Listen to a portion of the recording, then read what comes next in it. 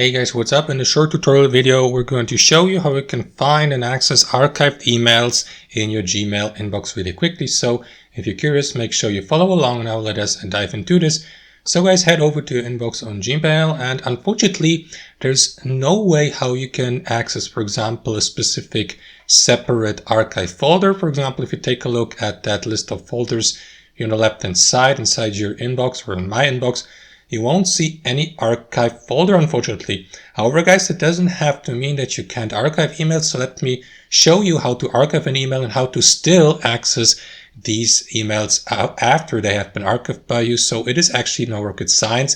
So for the sake of this tutorial, let me archive this email here by right-clicking on it and by selecting archive, as you can see. So as a matter of fact, the option or the feature to archive emails is still accessible or possible here on Gmail. So let me click on it, and as you can see, the conversation has been archived. So if you'd like to access it, as you can see, that conversation has disappeared from my inbox.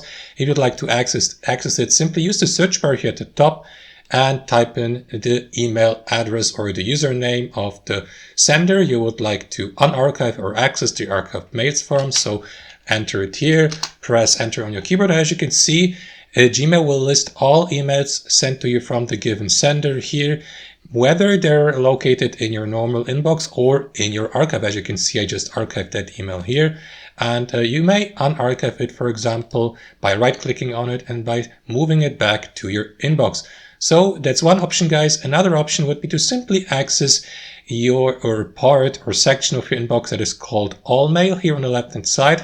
Now that part of your inbox includes or contains all emails that have ever been sent to your email address and that haven't been deleted yet, no matter their label or category. For example, if you archived any emails, unarchived or labeled them, for example, they will all be listed here in that part of your inbox. So if you access it, you may simply browse through it and look for the emails from the sender you have archived. And that's basically it, guys. That's the second option.